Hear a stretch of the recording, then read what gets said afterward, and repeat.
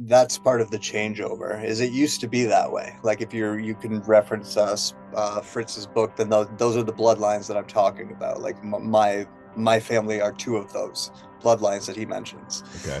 And, that's why I've been involved with, or part of the reason why I've been involved in these things for a long time. But even by the time I was, brought in '84, that's still long past the time that those bloodlines even really mattered to them, because they had intermarried so much and everything had become so spread out that it really was becoming more like the corporations that I'm talking about now.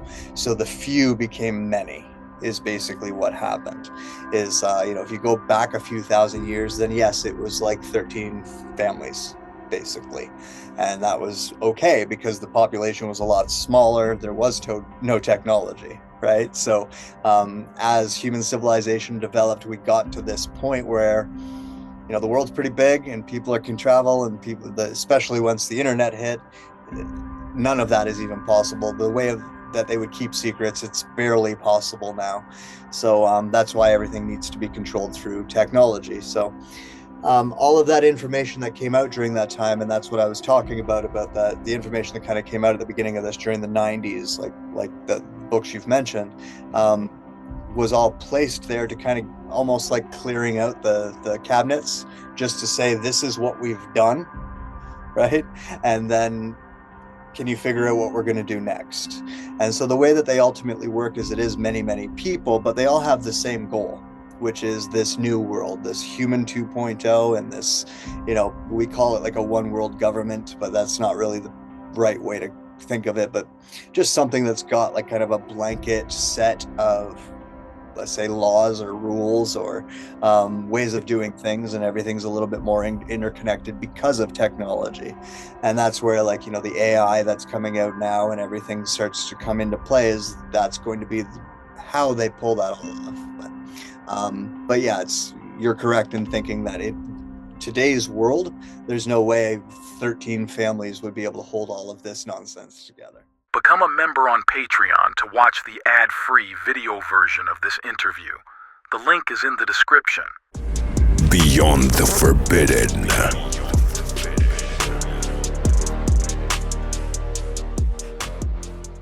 Welcome to Beyond the Forbidden. Today on the show, I got Shane Sador. He used to have a blog, he'll get into it. He'll get in a little bit his background story. He's kind of like a myth and a legend amongst, like, I guess the beginning stages of, like, you could call it the truth community, whatever. If you know of him, you know of him. But you may have come across him in his post. But Shane, welcome to Beyond Forbidden, man. How you doing? Good, man. Thank you for having me. I guess it's good to be here. Nice to meet you. You too, man. So I guess, I know a little bit about you because I've watched some of your interviews. And so I actually have a few notes that I want to talk about with some of your interviews you did with, don't tell me, Raised by Giants. Cool. Yeah.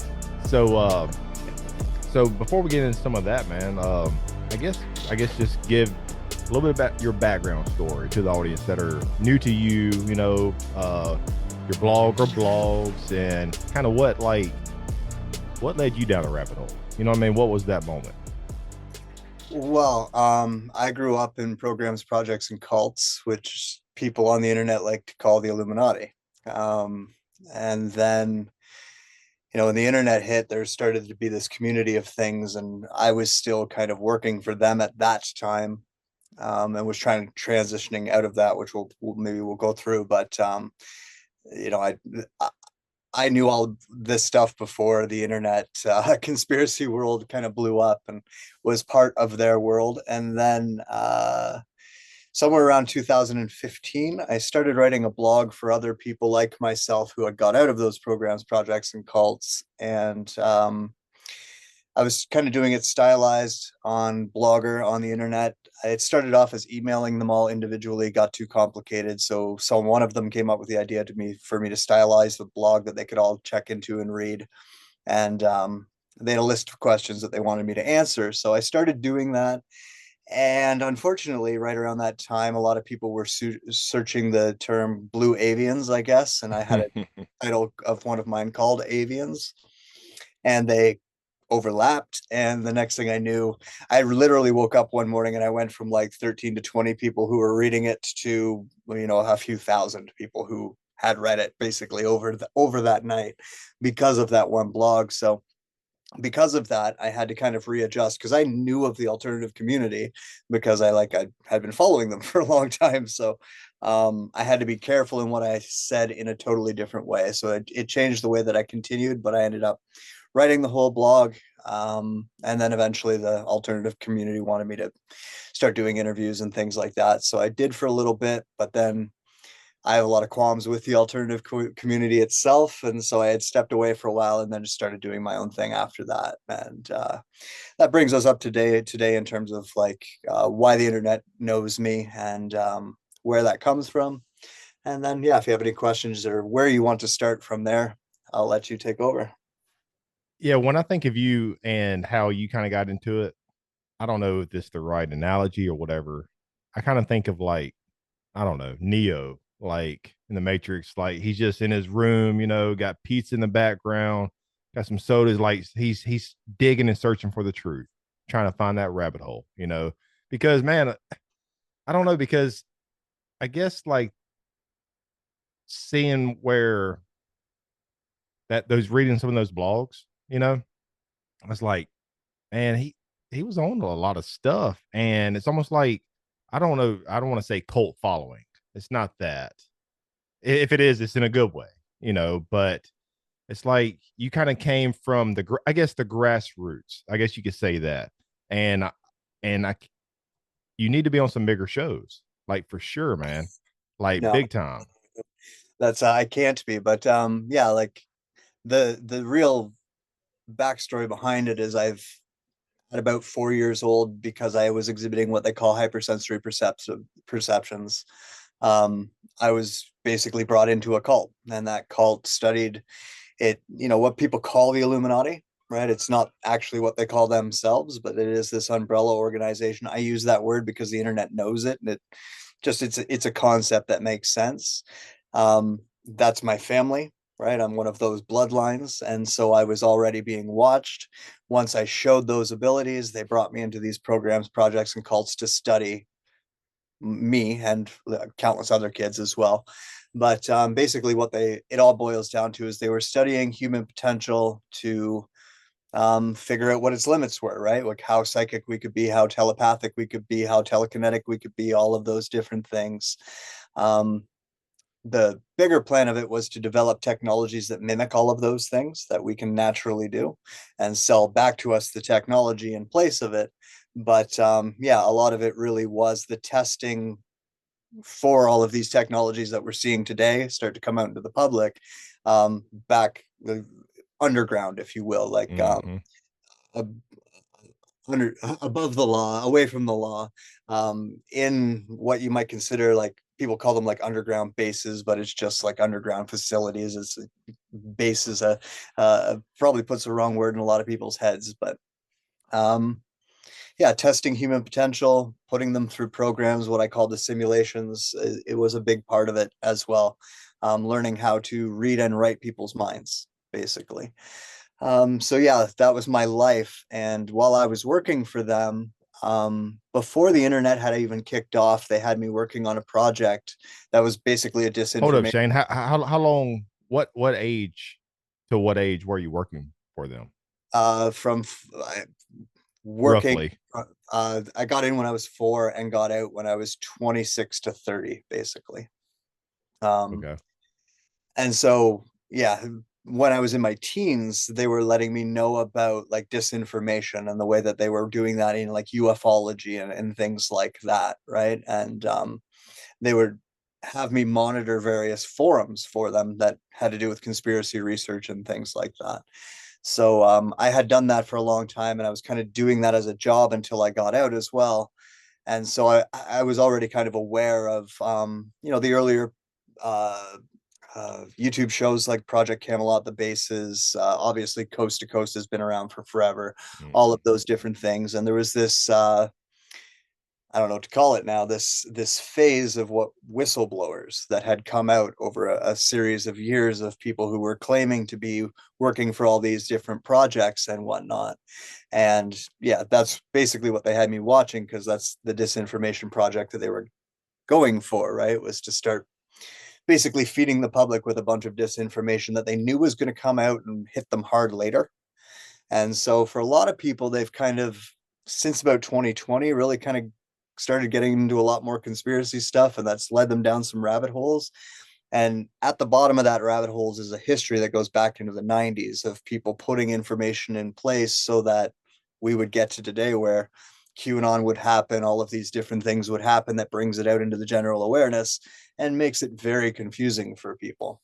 But So, sorry to interrupt. So, but whenever you're working with them or whatever, and or even now, let's say like a whistleblower came forward. It could be conspiratorial, it could be blue avians, what whatever. Um, could would they utilize like certain whistleblowers or contactees or whoever, and like, man, that's a good story. We need to try to push that, yeah, and then they would try to lure people in to get suckered, right? the bigger the story, the more they can pull people in with it. So yeah, that's usually where I can personally look at it and, see it for what it is. And I think most people are starting to catch on to that as well, right? That Mm-hmm. a lot of the, let's say, bigger faces in the speaking Oh community yeah. tend to be of that ilk. Yeah. So I interviewed Elisa E. That's what she goes by. Elisa E. She's been on a couple other podcasts, Higher Side and a few others. I interviewed her last year, I think spring of 2023, I think.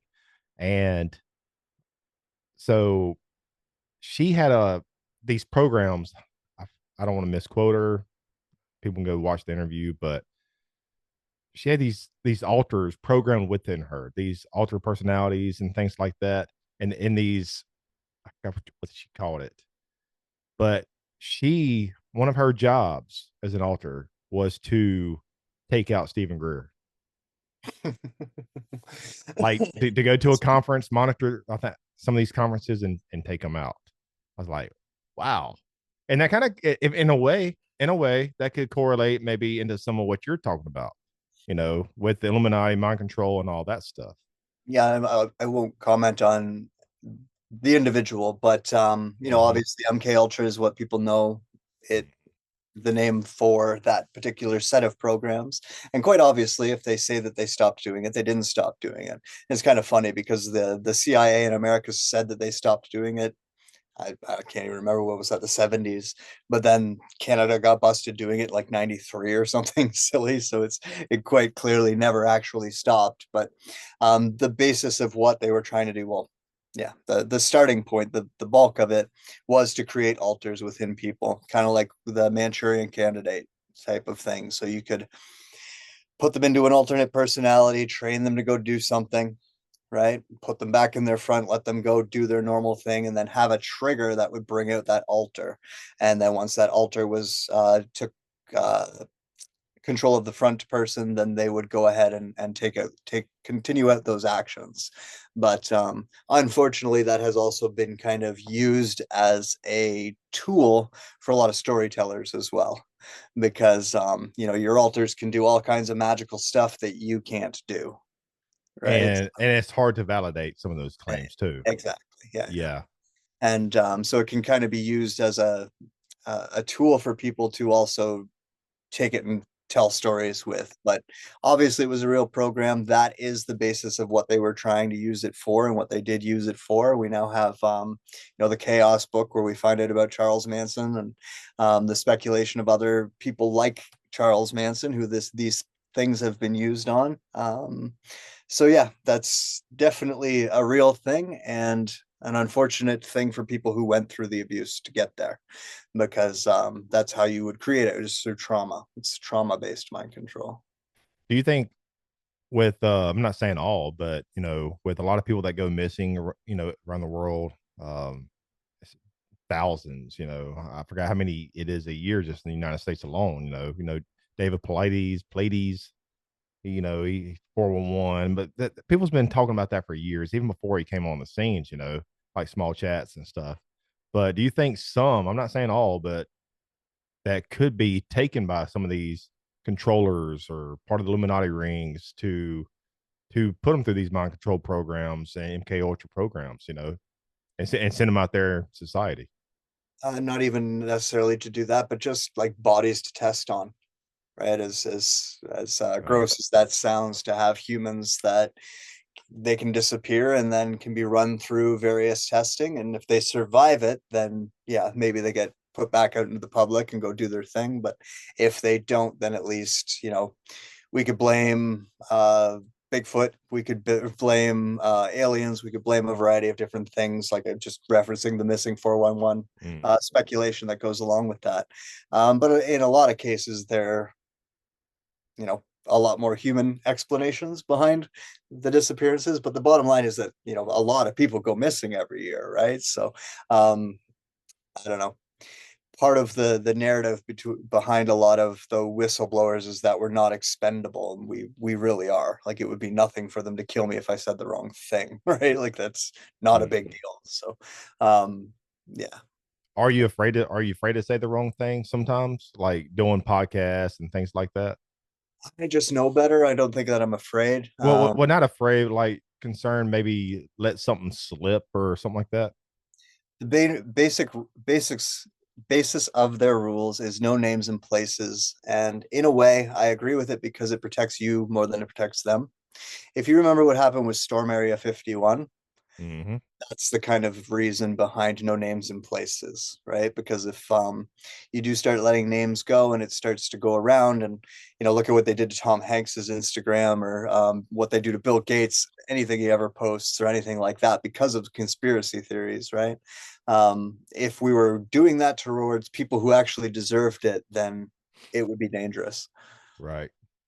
What you brought up Tom Hanks. What's the deal with taking pictures of the gloves? I don't know. I really haven't been on his Instagram page in a while. I know there for a long time, man. It seemed like at least a couple of years, like taking pictures of gloves. And I've heard several different takes on the glove. That's part of being in the network. What is a network? Illuminati or the Hollywood Illuminati. I know there's probably different branches and chains, offshoots of the pyramid. Oh yeah, well, the concept of the Illuminati is almost like a pyramid that holds it all together, right? And that is true, but that's just not what they call themselves. All the cults and programs and everything, you do have names for. A lot of them are, Freemasons and Rosicrucians and Eastern Stars and Priory of Zion, and you can go on all the way down to like the CIA, DARPA, so on and so on, right? Most maybe I shouldn't even say their name.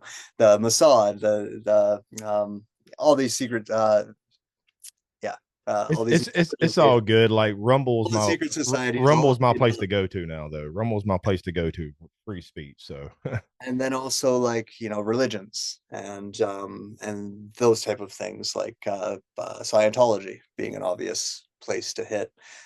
They really do infiltrate all of them. Law enforcement agencies, everything. They have members in all of those different things just to make sure that they get information from all of them, right?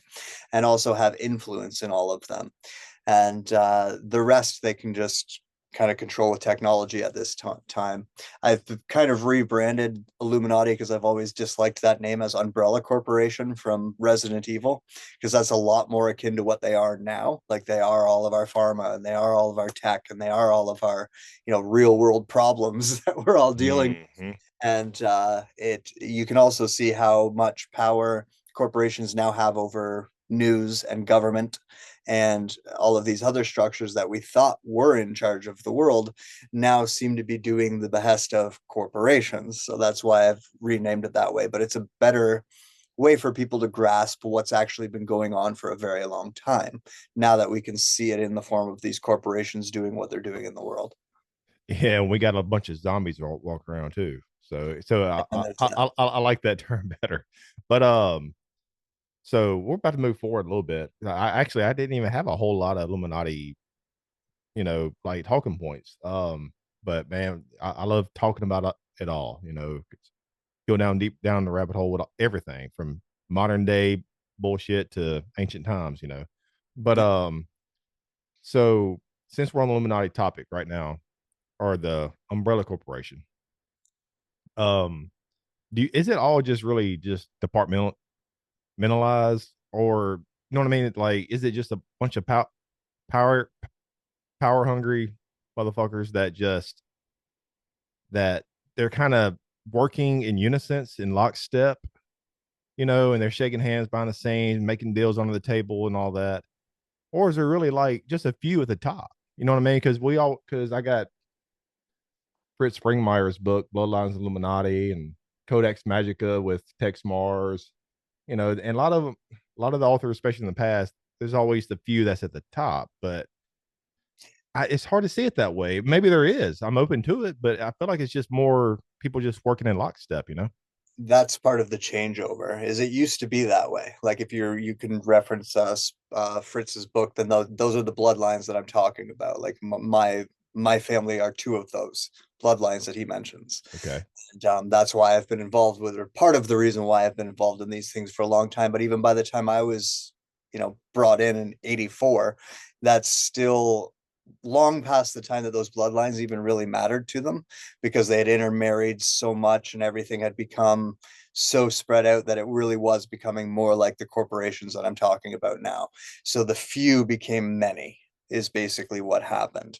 Is if you go back a few thousand years, then yes, it was like 13 families basically, and that was okay because the population was a lot smaller. There was no technology, right? So as human civilization developed, we got to this point where the world's pretty big and people can travel, and especially once the internet hit, none of that is even possible. The way that they would keep secrets, it's barely possible now.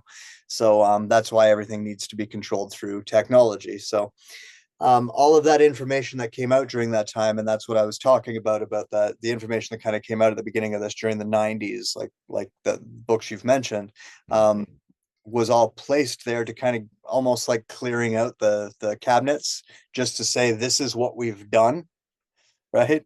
And then can you figure out what we're going to do next?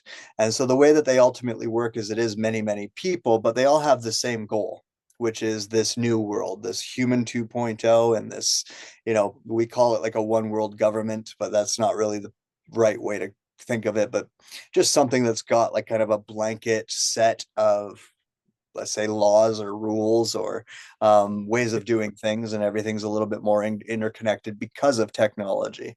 And that's where, like, the AI that's coming out now and everything starts to come into play, is that's going to be how they pull that all off.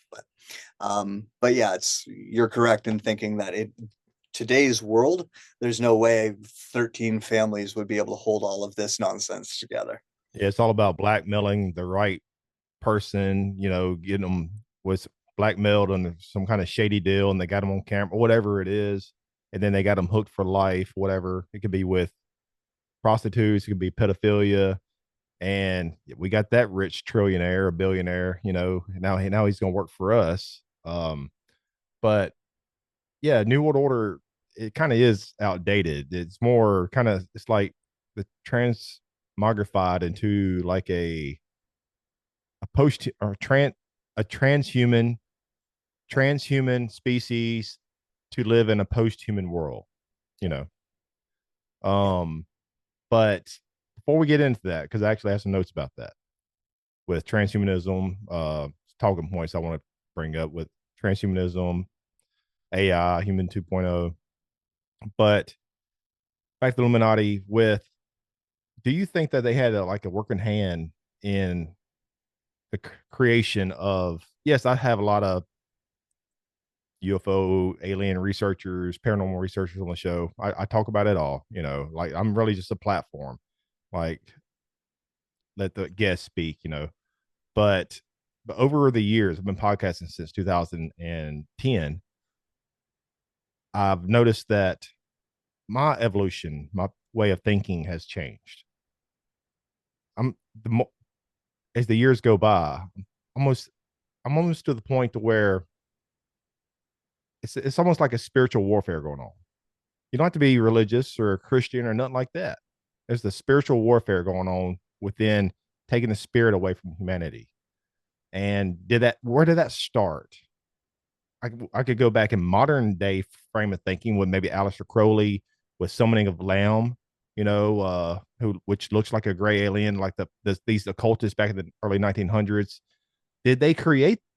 Were they working alongside Illuminati to create this subconscious, uh,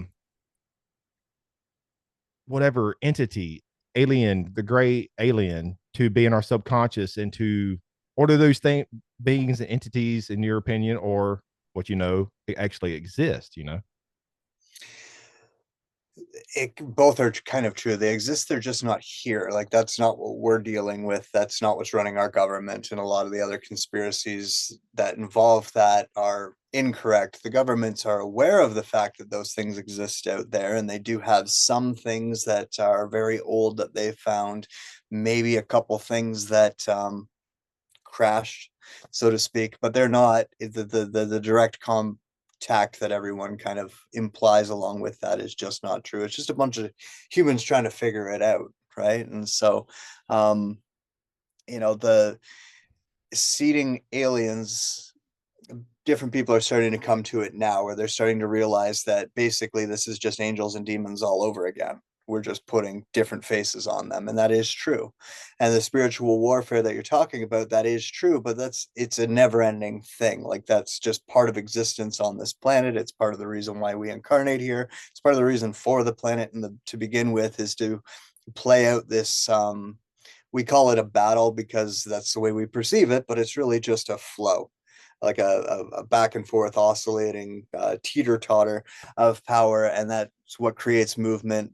We learn from things, we move forward, we develop, so on, we evolve. But where we are right now, obviously, that is exactly what it is. And the people who are in control, if you will, they are trying to turn us against everything that makes us human.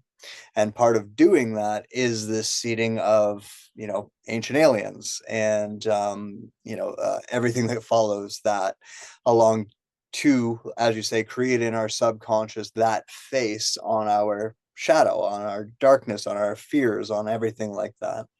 We have this kind of filter in our brain that turns something that we don't know into something scary, so that we're alert to it. It doesn't turn it into something fluffy and comfortable, because that might cause us to not act. It turns it into something that will a call to action. And what we already have in our imagination, meaning things we've seen in movies, what we've read about in books, pictures we've seen, all of those things feed the imagination to create the image that goes in the empty hole when we see something we don't know what it is. And for us now in this civilization, that is aliens, and that's why we're there. But the spiritual component is still the same.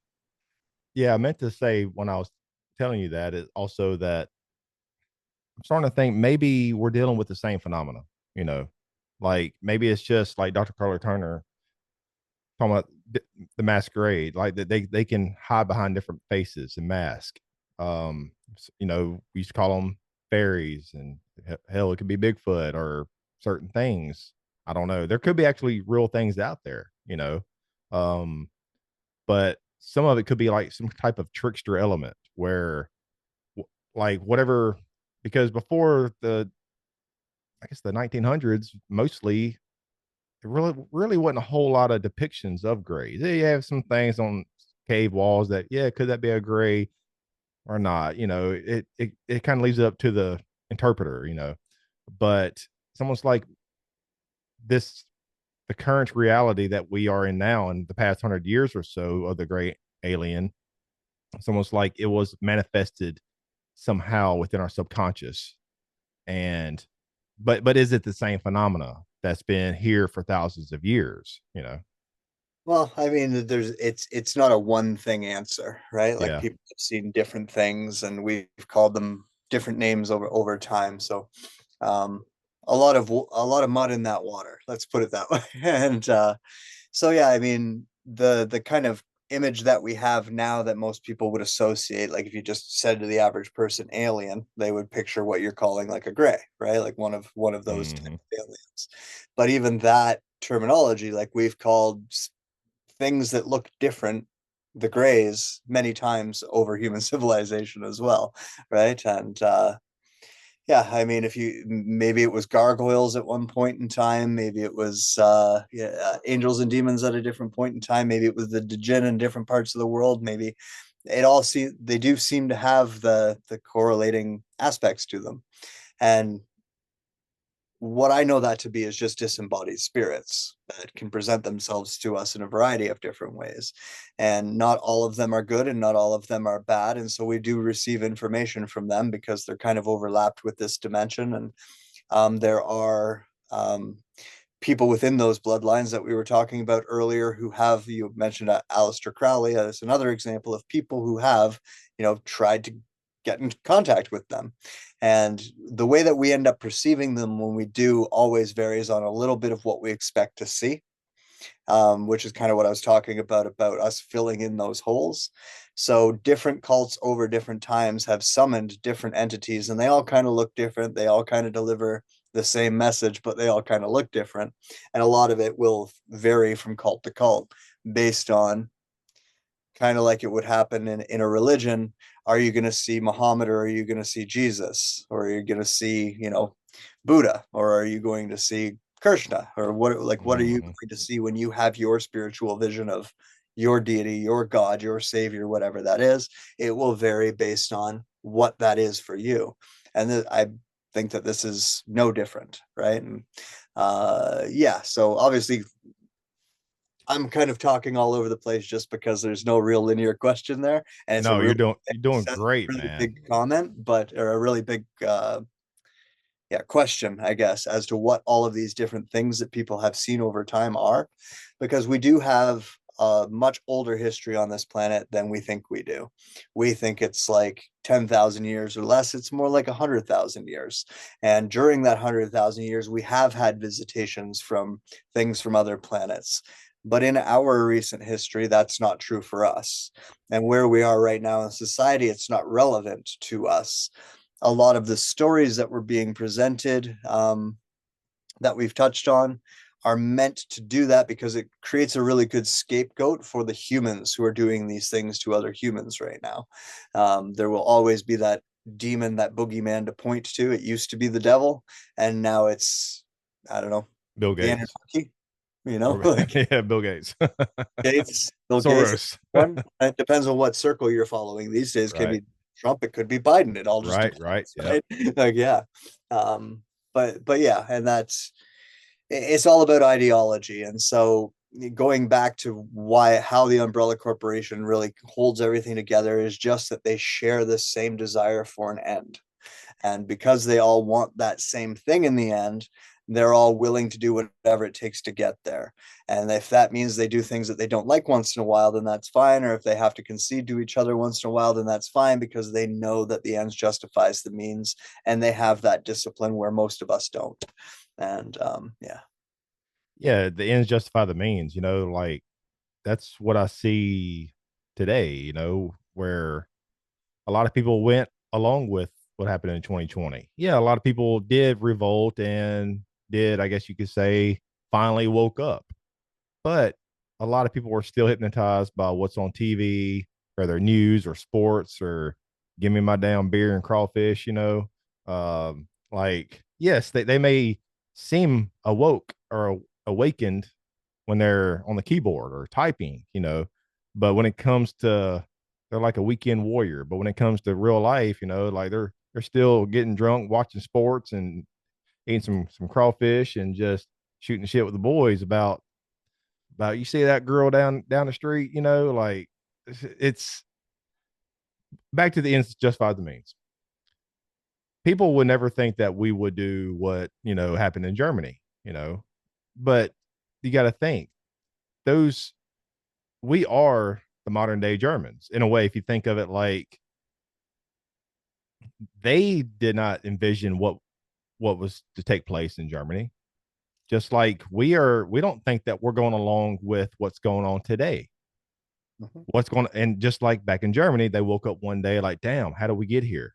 It's because you didn't stand up, you didn't speak out. We just kept on going along with the beast, with the system. And that's basically what we are today, but we're going to wake up one day and it's going to be some type of AI controlled post-human human 2.0 future. And we're gonna be like, how did we get here? Is that part of this umbrella corporation ploy to, that's would you say that's one of the big ornaments on the Christmas tree? Yeah, that's like the basis of my blog was that they're going to create this new world, and the reason why they're going to get away with it is because they're going to convince us that we want it. So all of the things that they want, they need to train us to want too. And that doesn't look the same for every individual. So you need to have a variety of different options for people. And as long as all of those different options share the same ideology, then they're all going to end up coalescing again at the end, anyways, in some way. And therefore, they still will get what they want. And that's where the programming of our community comes into. And that's where, predictive programming in Hollywood starts coming in as well. And, now we have the algorithm doing the same job, but all to the same end. Yes. So you said something about how they're going to convince us to, like use these technologies and convince us to go along with their agendas subconsciously or whatever. It makes me think of the back in the day when we used to chip our dogs, chip our animals, because you don't want your dogs to get lost, rather it be a chip under the skin or rather it be like a collar. Same thing as tracking. You're tracking a, a, a live thing, a dog, animal, whatever. And then then they let that kind of drip, drip, drip, drip, drip, to our subconscious. And then it's like, oh, all these missing kids. Now we gotta track and chip them. Okay, but now it's not technically under the skin. They have the app. I forgot what it's called, where because everybody has these things. Everybody's got them now. So now, what do most people do? I forgot the app. So excuse me for not knowing. Hide my phone. Something where where your wife is, where your kids are. That's basically the chip under the skin, the modern day chip under the skin that people used to talk, the conspiracy theorists back in the day in the 90s and so on used to talk about. No, they're not going to do that now because everybody's going to be tracked right here. Yeah. I can remember, I can't remember who it was who pointed it out. It was a long time ago, so I forget which researcher it was. Had noted that late 80s, early 90s, they would run like a chip your dog and a missing children's commercial. Chip your Mhm. dog, missing children's commercial. Chip your dog, missing children's commercial. And so that's I think Fritz Springmeyer may have talked about it also because I just interviewed him. I've interviewed him twice in the past couple of years. He's hard to get a hold of. He doesn't really do interviews no more. I want to say he talked about that, but I know other older makes researchers sense. talked about it too, though. Exactly. Yeah. It's like that was that was an old tactic that they used that we've now identified. And yeah, it's people didn't aren't really noticing the new tactics as well as they can see with hindsight the old tactics, but yeah, the whole system is updated. The same thing's still happening, and that's why it works. And an example of you know, them getting what they want by convincing us we want it. They've every time we talk about them, we think about eugenics, and we think about them sterilizing people or getting people not to breed or whatever that is, or stopping people from breeding. Well, if you can't achieve that by force, what if we just make it a really, really appealing option for you to do it yourself, right? And that's exactly what's happening these days. Birth rates are plummeting, and that depopulation that we were so worried about, they're getting. It's just not happening because they don't have to kill us off to get it. Not that they're not killing us off in record numbers and we're forgetting about it, but we're just not paying attention because it's not the vaccine we wanted it to be, right? I'm kidding. But like a lot of people were on board with that's going to depopulate the world, right? When it came out, and it didn't. And so, but the depopulation is still happening. It's just happening in different ways. And he's talking about these technologies like Elon Musk Neuralink. Okay, well, don't you want to? Don't you want to save Grandpa Joe? You know, with dementia and Alzheimer's. Hell, even maybe Biden. You know, like, don't you want to save them? It could be good technologies.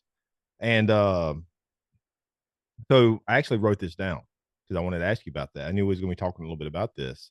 So do you trust Elon Musk? Is he a wolf hiding in sheep clothing? He seems to be sincere, and he definitely has a utopian type future in his vision for the betterment of the world. That's all good and dandy, but how can you trust the ones behind the scenes steering society into a utopian future? There will always be power hungry individuals who will have alternative motives, whether it's Musk or any other futuristic visionary. Yeah, I don't trust him at all. And I think that he appears sincere because I don't think he really operates under his own accord. A lot of the way what we call the Illuminati, the umbrella corporation, works is that they'll put someone in his ear, right? As he has someone close to him. Usually, if it's a male female, then that someone close to him is a female. And so if you start listening to some of the females he rubs shoulders with a lot, you might start to hear a different picture. Most popularly, my favorite one being Grimes. But, when you listen to the ideology that's quite obviously being influencing him, then you start to recognize that he is just a poster boy. And he's not really doing anything. They're doing things through him. And so the trick is when we try to say it's him, we don't feel it's him, right? He doesn't come across quite that way, at least not for a lot of people. Obviously, some people he does, but for a lot of people he doesn't, and that's part of can I the can I is cut you off real fast? It's because people don't think it's him because he comes up with these slogans like with Alex Jones. Yeah, Team Humanity. Team Humanity. Yeah. You know. yeah, yeah, exactly, right. And he can say it, and we can believe him because he might even believe it. Because once again, it's not him doing these things. One thing that came out, and you might have heard me mention that the other day as well, is that when the gentleman with Neuralink went on Joe Rogan, he mentioned that there was 200 previous examples of it, and so that's 200 other people, right? But we don't hear it that way, and people forget that. I was hoping that with the testing about lollipops, as I call them, that came out over the last few years, and the way these experiments have been working, people would catch on that what they say doesn't mean what they say. And in that case, that was another one that they've been testing with. And that's what the programs were, was them testing things on people before they bring them to the public. So the programs precede the projects, which are the projects are when they bring it to the public. To bring that back, as you already mentioned, World War II, we know about all of the quote unquote Nazi scientists doing all of those experimentations on people. Those are programs. The project was what they were bringing forward as the solution, the final solution to it, right? So that's a good way of explaining how programs and projects work in concert, and those are all kind of created or brainstormed up and benefiting the cults, which are all of your religions, all your secret societies, all of your fraternities and orders of that ilk. Speaking of that, what was the documentary? Hold up, I think I got it here. The program cults, cons, and kidnapping that you talked about. Is Mm-hmm. that it? No, no, that's I mean they called that the program because it was a program that they put kids through. It's behavioral modification. It's an example.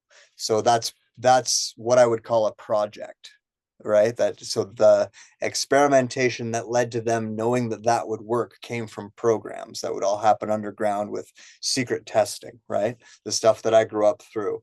And then the program or the project that came out of that program would be the behavioral modification schools. And that was one chain of them that got exposed in that documentary. And they called that documentary The Program. So, with these programs, and I don't want to get back on the alien question, not right now, or topic, but maybe some of these programs, yes, they probably exist, either interdimensionally or out there or whatever. We did kind of already talked about that, but they're going deep underground, these bases being they're getting these programs and they're coming out as maybe, I don't know, as a whistleblower to mislead people. Who knows? And but that's not what I. So, anyways, with these programs, I was my mind's going all over the place. You man, it's almost like we're just sitting on the couch just shooting shit. I love these kind of authentic, organic conversations like this. Um, but with these programs, maybe my wife is a psych nurse. She's an RN. She's been a psych nurse for a while. She has to write a book, Chronicles of a Psych Nurse or something like that, But so she had one patient, she can tell stuff, but she can't use names, she can't use names. So it goes against what HIPAA, I think HIPAA or something like that. So there was this one case that they had. He drove from something like New York City or somewhere, and he wanted to meet Elon Musk. He drove all the way from New York City down here in Louisiana, like trying to find Elon Musk. And he's obviously has mental problems, right? So I'm not saying him, but could some of these programs like this be trying to create like this Manchurian candidate where they maybe, because there could be different malevolent factions out there. Maybe one particular faction is working with Elon Musk and the other one doesn't like him and want to take him out. One of the bad guys. I don't know.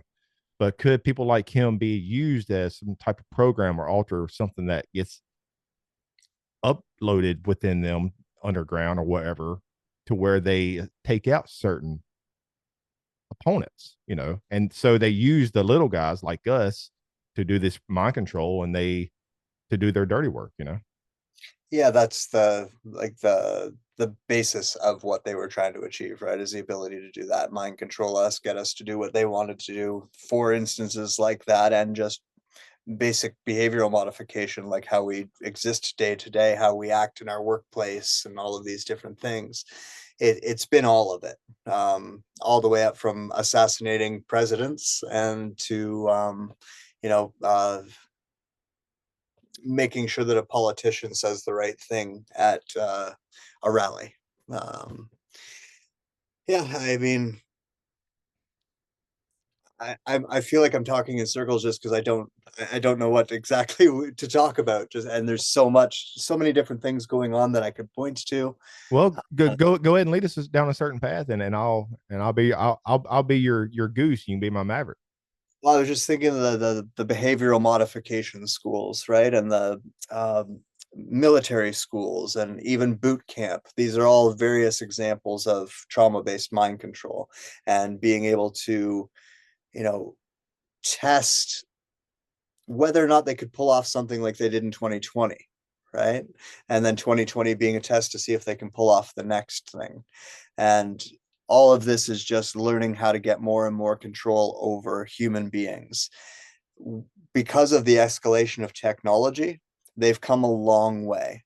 And so a lot of the older stories that we would hear, like, say, the basis of Fritz's work, it's just really outdated because of technology. All of the same principles apply, but they can now do it with technology. They don't necessarily need the hands-on thing. So, in a case of, maybe they do actually want to take out a certain individual, they don't necessarily need to take them into the place and dose them like they used to, and program them in that way. They can actually do that to us remotely now. They can find someone who's mentally ill enough and get them to go do that. And they'll do that just to create trauma in a community, such as like school shootings or mass or suicide or serial killers, things like that as well, just to keep that fear in the media, keep that fear drip in the public.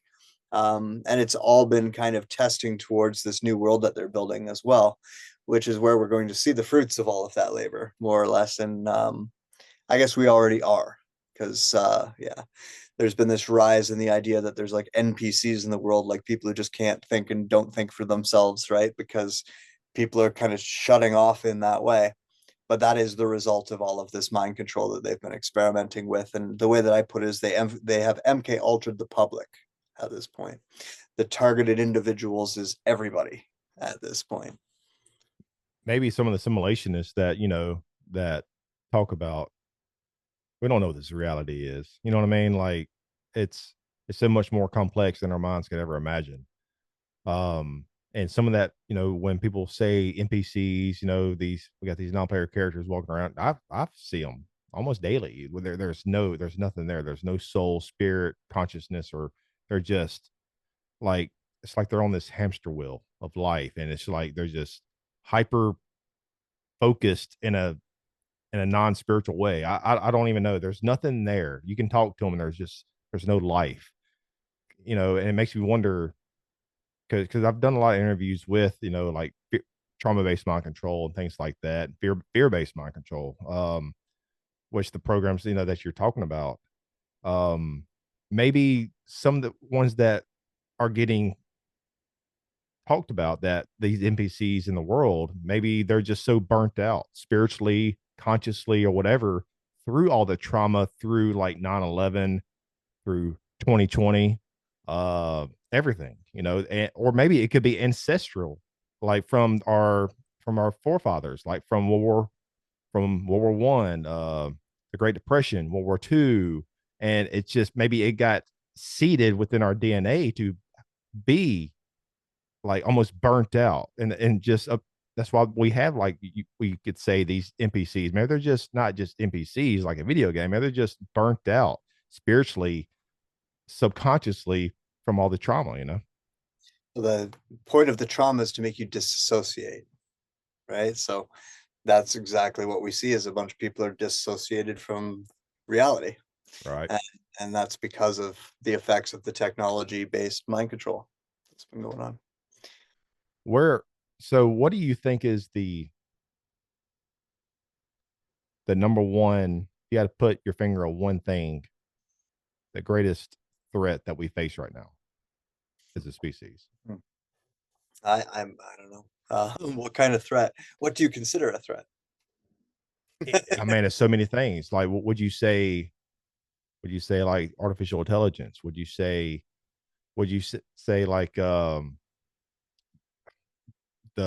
LGBTQ movement? There's so many avenues you can go down. Like, if you had Yeah, to I mean, pick one. it's all it all works together in my mind, right? Like, I don't see any of that stuff as, it's all part of the same plan. It all needs to happen in order for the plan to take hold. So I don't see it as something separate, but that is all of it, right? Is our you were talking about generational trauma as well. We're almost at the point of giving like the third generation. Things change every third generation. So if you're going to create a family of psychopaths, you're going to start with this person. It's not going to be that person. It's going to be that third generation. They're going to be what you want. And we're getting to that point right now with technology. And so that's where a lot of that NPC comes in, because a lot of like dissociation is going on there. They are kind of unplugged, and it is very much a burnout, like you were talking about. It's that generational kind of catching up with us. So all of that is a problem. But I guess the biggest threat is that we have to make a choice. And we have a really bad history as a species of making bad choices. So we can choose to just blindly dive into all this technology, become transhuman in whatever shape and form tickles our fancy the best, to get to that transhuman. We can look at that and run 1,000 miles in that direction. But I'm going to put you as equal with that camp over there. What you want to be able to do is look at that, but still build your own little option over here, where you might use the technology as a tool, but you are remembering your humanity. You might use the technology as a tool, but you're remembering your own divinity or your own spirituality. You're still developing yourself in that way, while everybody else is letting other things do it for you.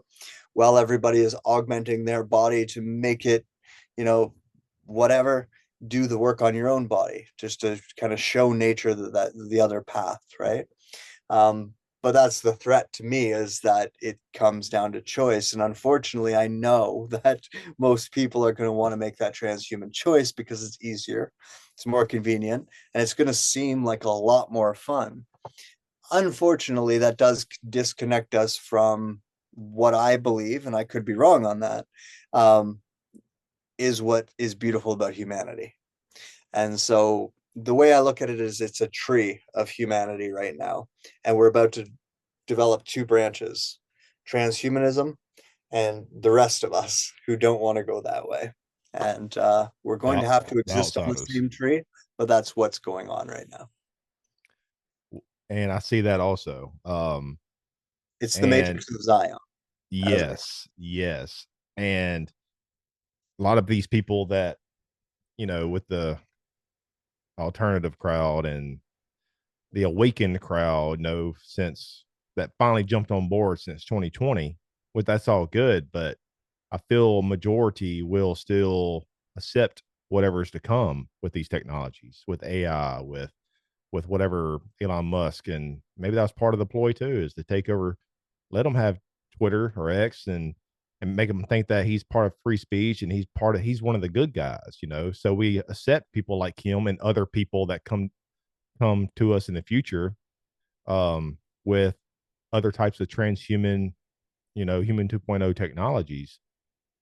But with those same people that woke up, since 2020, I feel like I said, that's good, but I feel like they're still going to go down that dark path with that's with these technologies. And so are they truly awakened? You know what I mean? Because I can't see us majority of the population, like you said, the branches. I can't see majority of the population wanting to just read a book again, where we're kind of like living like the nuclear family did back in the day.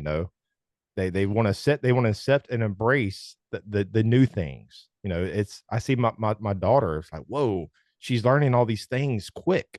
I'm like, whoa, it scares the hell out of me, Shane. And like, understand. I could tell she's addicted to it, and I don't even, I'm trying my best to raise her the best I can, but it's almost like they're programmed because everything in the world is just thrown at us to where subconsciously or not, we're accepting it, especially the younger generation.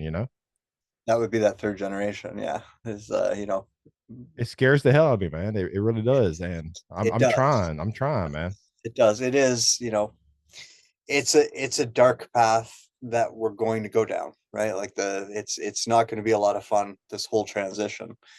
I still have hope that the end of it is going to be okay. And even at its worst, there's still going to be a lot of good in the world. So um yeah, sorry, I lost a point I was going to make because you mentioned your your daughter, but Oh, about some with technologies or about people waking up the to. ideology, it's the ideology that's out there. I've been making some comparisons recently, but a lot of the ideology that is rooted in our conspiracies is the ideology of what we used to call the Illuminati, and I now call the Umbrella Corporation. It is what they want. It's still transhumanism. It's just who gets to wear the crown seems to be what we're fighting over. But we want the same thing at the end of the day. And that's why it's a problem in my view. That's why I've been, kind of having a hard time with it ever since, because I was telling people that QAnon was going to happen and that was going to be the reason, and then everyone fell for it anyways, and that was kind of when I went, okay, fuck it. Sorry for my language. No, Kind of like, okay, fuck it, man, fuck it. you guys want this, then go have that. And, I just started at that point in time being very vocal about that, but also, I still speak to people who saw through that as well. But yeah, it's the ideology that's rooted into it, which is going to lead us to that same end.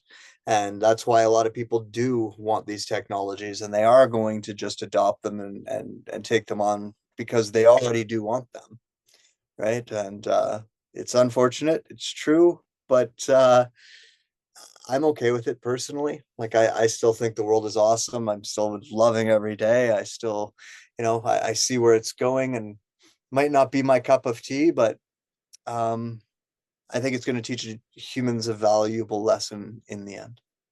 Well said, Shane. And I'm not against technology at all. Like what we're doing right here is awesome. It's freaking awesome, man. And I probably use 75 to 90% of technology in a good way to learn, research, and things like that. what we're doing here. Um, but it's not the technology that's bad. It's who's in control of the technology and what's their motive, alternative motive, and how do we know? Because yes, we all want that utopian type world where kumbaya and we're all getting along and and all that. That's great. But how can we have that future that's for our kids, you know, the fourth, fifth generations that aren't even here yet, or whatever, how do we have that better future for them whenever we don't even know who's at the top that's controlling the puppet masters, the pulling the strings with these technologies? Well, and that's the thing is, you mentioned Elon Musk, and people do this all the time. And what I'm trying to express is that, with the Illuminati, the umbrella corporation, or sorry, with the regular world, if you make it, everybody knows your name. With the Illuminati and the umbrella corporation, if you make it, no one's ever going to be able to find your name again. Yeah. Right? So Yeah. the people who are really making decisions and really calling shots aren't people we could find on Google, as an example. You used to find a lot of stuff. Now you gotta go back on the Wayback Machine to kind of find some things, but all that's being scrubbed from the internet. It's so hard to actually find legit sources, information. Sometimes I'll be like, man, what was that? I try to look it up that I remember seeing back in like '06, '07 when I finally woke up. I woke up like when I came back from basic training, like literally, like how crazy is that? Like I came back in February from basic training AIT, like February '06, and like that's when I went down the rabbit hole. I'm like, man, I just signed a 6-year getting contract. Like, Because you just went through MKUltra. That's why. oh man, bad. And guess what was going on then? It was even worse. I was in basic training during Katrina. I was there from in Fort Leonard Wood from August '05 to through my schooling part straight through. We came home for Christmas a little bit, August '05 to like February '06. But during Katrina, my mom, we have limited outside world knowledge, information, what's going on, but we get a limited time on the phone, or letters. And my mom saying everybody's dying in Louisiana, and everything's bad. You got people floating down the streets, and I'm like, whoa, damn, you know and then you get back and then they're talking about global warming and all this other stuff, and like that's when Bill Gates was kind of pushing this little climate change whatever narrative. But it's definitely fear based, man, and I definitely have my fair share. And um but I had a mother that put a lot of fear. Well, she made me go to a Pentecostal church, you know fire and brimstone, man. I've seen people, I've mentioned it, people probably get tired of me talking about it, but where they speaking in tongues, running blind, like literally eyes shut, just running. I've seen a 300-pound guy do a front flip over a pew. I'm like, what the hell is going? Like, Yeah. I'm sure I'm still healing my scars. Will I ever heal my scar? I don't know, but at least I'm trying to go down the path of like truth and try to research and just try to find peace with my past. That's the best we can all do is just try to find peace with. But how do you heal yourself? You know what I mean? Like, because we've all, I guess that's a good question to ask you, Shane, because with these programs and all this fear-based, trauma-based mind control, like how would one go about healing themselves? I like going walks in nature and planting and gardening. I don't know if that's enough. Well, I mean, it requires a lot of honesty. You really gotta work through the shit that's there, and the discipline, because we like a lot of instant gratification, and when it comes to healing, that's not what you're getting. So Mm-hmm. a lot of like the discipline to keep at things and keep working at them. And then, yeah, obviously, nature is a great healer. Art in any form, play, anything that you can do to play and kind of like be childlike. That's a good one too. I don't think that D&Ding a secret space program experience or on the internet is a acceptable kind of play, but to each their own. Um, but playing is important. All of those different types of things all help, but I don't know that it ever really goes away, which I think a lot of people think that it's supposed to, but it very much like grief. It gets better, but it never really goes away. And keeping that in mind is healing in and of itself, because we're not putting our expectations on ourselves that makes, like, why aren't I better yet? What's wrong with me? Right. And we're very quick to do that. So if we accept very early that, I'm probably going to be dealing with this one for the rest of my life, then you don't actually end up dealing with it for the rest of your life. It'll last a few months and then it'll go away. But if you're like, I need to get rid of this in the next couple months, you're probably going to deal with that thing for the rest of your life. So a lot of patience along with the discipline is key. Is it hard to heal oneself? Because during your process of healing and enlightenment and everything else that goes along with it, and is it because at the end of the day you're doom scrolling through Facebook or whatever, or what's on the TV, and subconsciously you're like, you don't even realize you're doing it, but you're still getting that download, That doesn't help. And our you know, telling stories and sharing stories with other people who have experienced things, it's common. So if you think of like AA or something like that, like it's a good thing to do, but in a kind of controlled setting, right? And also kind of a limited amount, if that makes Yeah. sense. You Yeah. don't want to be, the phrases come to mind. You can't sit there and stare at your wound forever, and if you keep picking at the scab, it's never going to heal, right? So you do have to you need to let the dust settle anytime you shake up a room too. So all of these different things need to be considered, and that's where the patience ends of things. And then, the diligence, the discipline of being really honest with yourself, making sure that you're doing the work, right? Not just expecting some type of magic bullet, some Ozempic pill or some lollipop I can get injected to take the Mhm. symptoms away and make me all better. Uh, we can't do that. It just doesn't work that way. So A lot of healing for me, I guess, I don't know if healing is just the right overall umbrella word, but is just talking to people like you know, like-minded people or somewhat like-minded people, just getting, because it's kind of why I started this back in the day, 13 years ago, a little over 13 years ago, was just to seek answers, seek understanding, talk to like-minded people.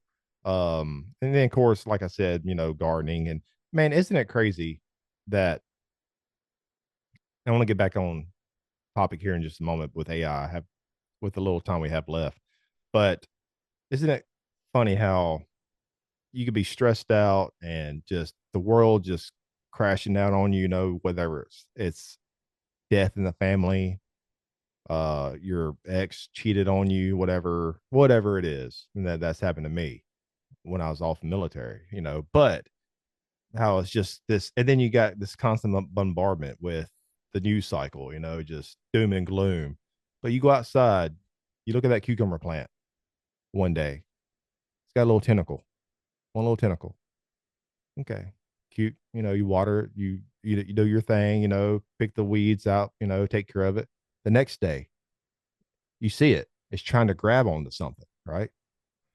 And then a couple more days passed. That tentacle is already reached around the post or whatever. It's crawling. It's trying to reach the sun, trying to reach. It's trying to be stable. You know, and that's kind of, it's hard to explain, put in words, but that's kind of how we are. Like I feel like we're this tentacle, this cucumber plant, and there's other plants that have tentacles. We're trying to find something stable, something secure. That's why we fall back to drugs, alcohol, TV, you religion. know, religion, and we're trying to find something stable. But it's in nature, man. I'm not just saying nature is the cure for all, but it's just more that plan is just a metaphor how we are. We just want to be stable. We want to be secure. Our families, our life, our income. You know.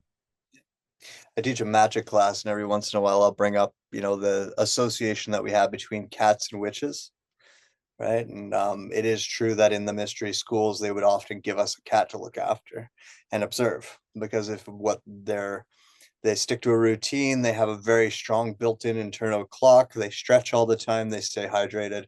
There's a bunch of different things that they do almost as because of their instinct, because of their connection to nature, that can subconsciously remind us to do it.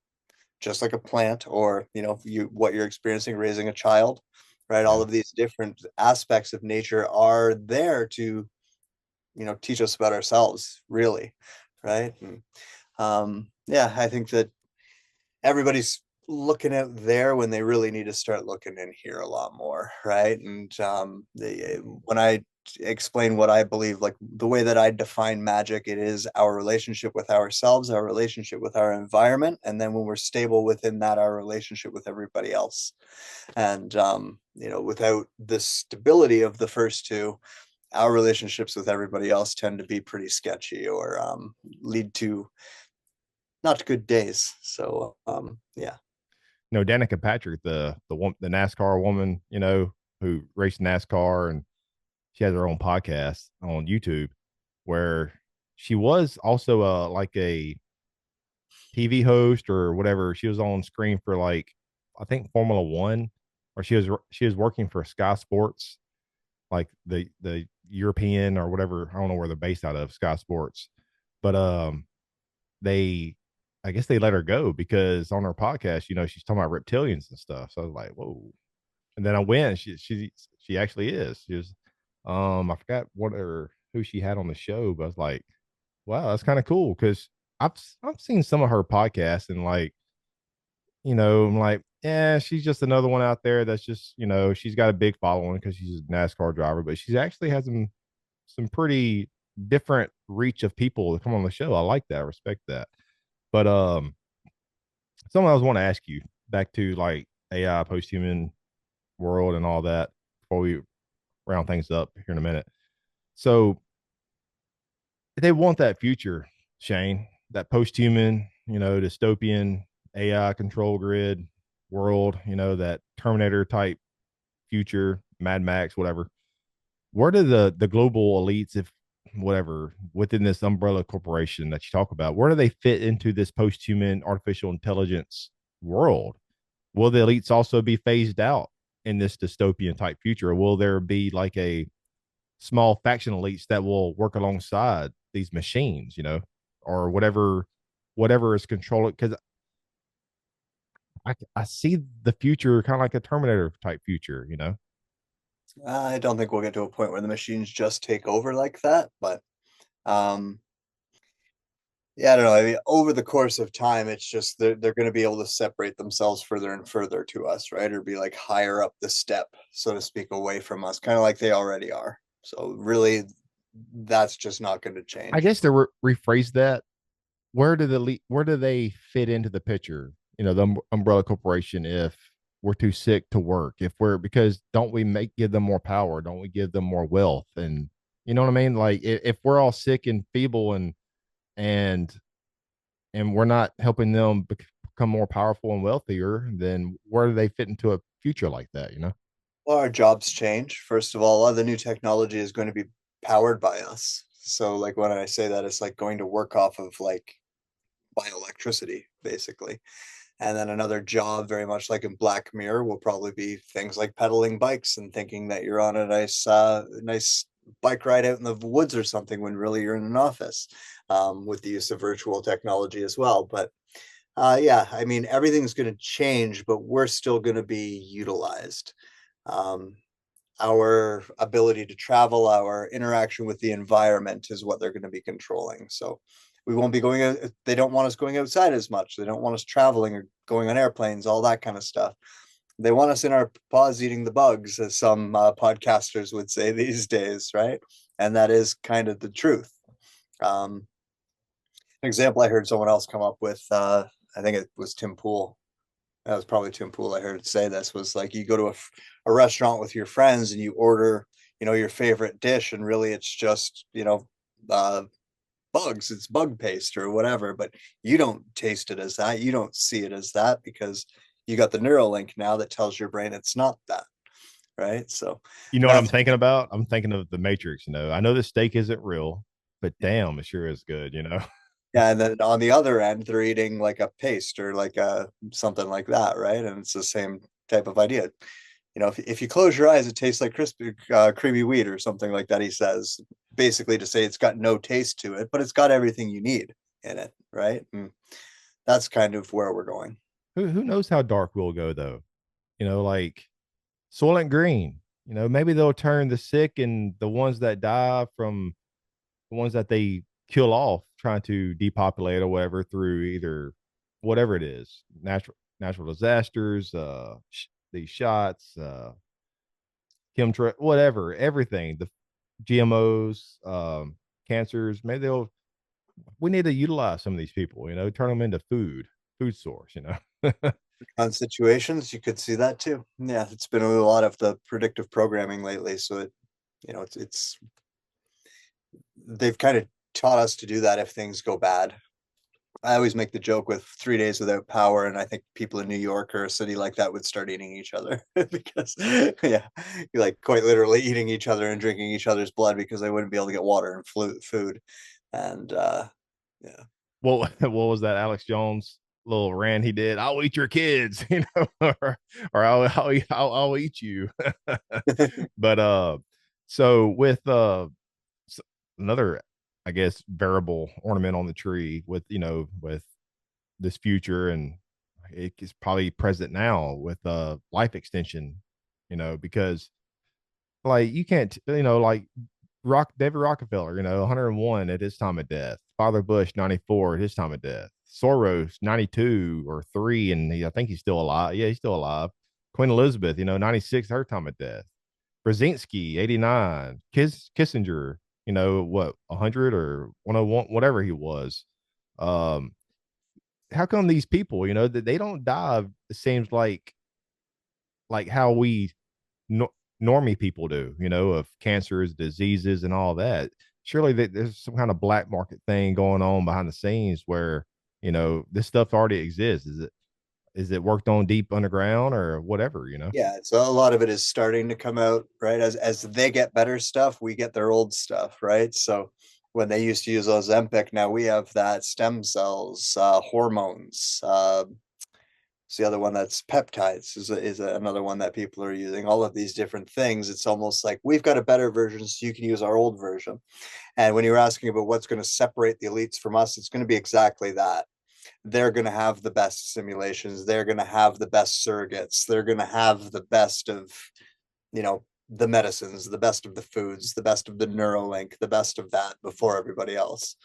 And yeah, that's how that separation will look.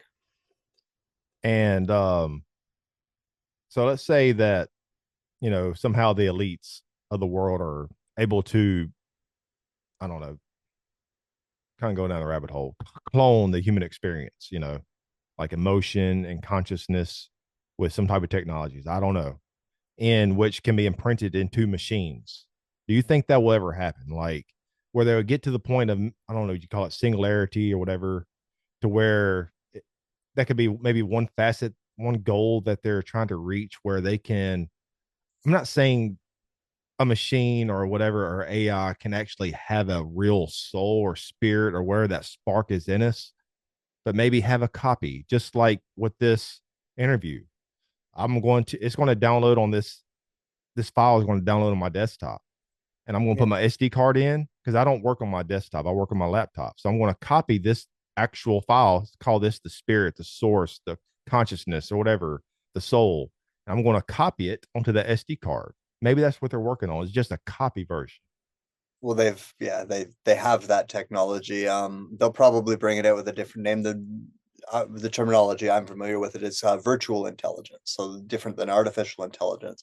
Artificial intelligence would be something that you created. A virtual intelligence would be a copy of you, right? So take a copy of you and then move that over to the machine, and from that immediate second, you are the same person, but from that second forward, you're still you, and they are now a copy of you that is gaining their own experiences and learning their own things and having their own reactions to their own world, right? So but that technology already exists. If you wanted to see a movie, for an example, watch the movie Replicas with Keanu Reeves. They use cloning in that as well, but there's also a conspiracy theory about the Black Eye Club, right? And you started seeing all these. There was a particular 2 or 3 years where all these celebrities kept popping up with these black eyes, and everyone was talking about it being part of a ritual, and it was that technology because it goes in through the eyeball and it leaves you. And it basically what it does is it takes a copy of your consciousness, not your soul, your consciousness as it is in your brain, right? And they can move that or clone that. But the aspect that's missing is the soul, and that can't be cloned or captured or destroyed or any of the above. So all they can do is mimic the process. What what do you see? We kind of talked a little bit about already, but about to round things up. Where do you? So you seem hopeful for the future for humanity, correct? Or do you think things will get darker before they get better? Oh yeah, it's going to be an ugly like next long while, but then Be- it'll get better. How do you see? How do you see? What does your gut tell you? How does the future look? I'm not asking you this if like just like we're just shooting the shit on the couch, like and we're just chit chatting. What would you tell me of how you think your gut tells you how? What are some more crossroads? What are some more trials and tribulations that we may face as a society to move forward before things do get better? What they want is some type of world war mixed with a civil war in the United States. The ultimate goal to bring the United States down so it's no longer a superpower and make it a little bit more level with everything else and force it to exist on the same planet as China that way. From there, they will start to be able to bring in something like NATO, something like the UN that's new, that is essentially their one world government blanket. Whatever destruction was created in the process to get there will all be repaired and replenished with all of these technologies that they've been developing in secret for a long time now. And one that is going to be a new world that looks something like Black Mirror, looks like something like all the different possibilities we've been talking about. Smart cities, the line, all of these different designs that you're starting to see now, they're all just going to come together. And what that looks like for all of us is, the majority of people are going to gravitate towards those hubs, towards those cities, towards those smart cities and all the interconnection and all that technology. And the rest of us are going to probably go form little villages and little communities or little homesteads, even as individuals, somewhere in the wilderness away from all those people. And we're going to end up with a breakaway civilization, which is us breaking away from the rest of civilization, which is the same thing that always happens. Like when any major empire has ever formed, there's always been the offshoot of it. And that's what we're going to be. And when I say we, I mean most of the people who would probably be watching your podcast. I hope you're right, Shane, but I feel like we're so intertwined in the spider's nest, we're so interconnected. And I hope you're right about we will separate, break away into these little villages, in the wilderness and things like that. But will the ones that are going along with the system, with the beast, will they be just like Nazi Germany and they're going along with the agenda at play? And we need to go around. There'll be some type of mind control programming. Is we need to go find those people out in the villages and we need to kill them. We need to put them in concentration camps or whatever. There will be a period of that, but it won't be forever.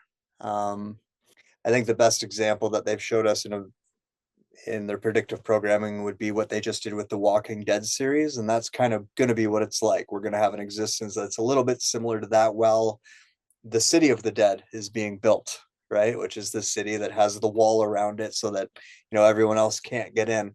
Just take the zombies out of the picture and just make it regular humans. I wish it was going to be zombies. That would make this so much more fun and easy. But just take the zombies out of the picture. Just leave it as regular humans.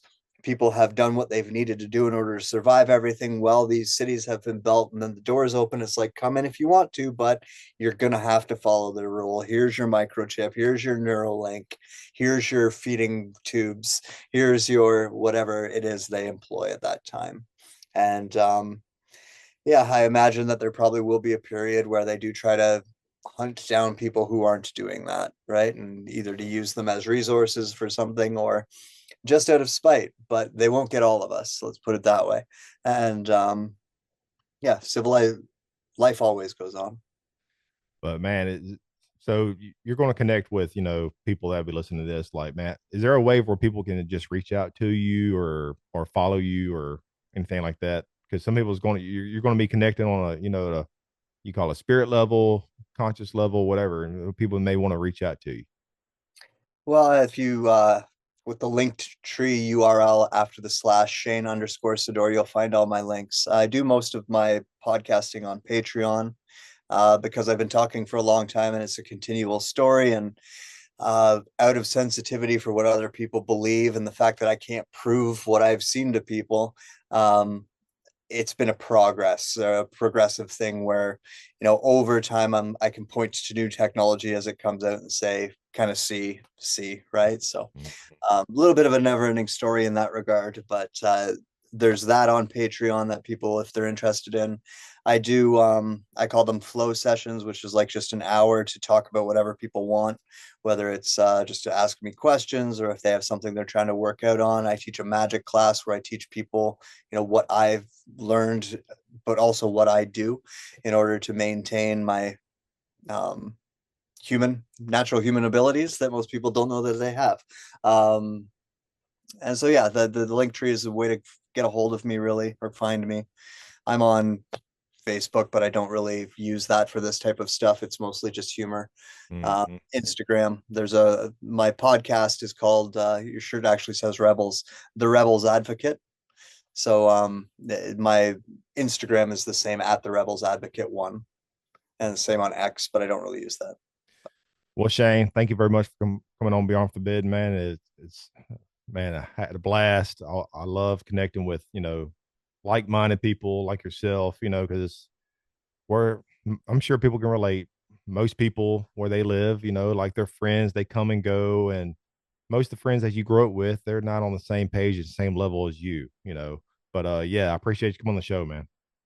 I apologize to your audience. I feel like I've been talking a lot of circles. I don't know if it seems that way to you guys, but I feel that. And it's just because I've been talking for a long time. I've seen a lot of things. I know a lot about a lot of different subjects. And when I'm not really sure which one you guys are aware of and want to hear about, I kind of jump all over the place. But I did my best. Hopefully it helped.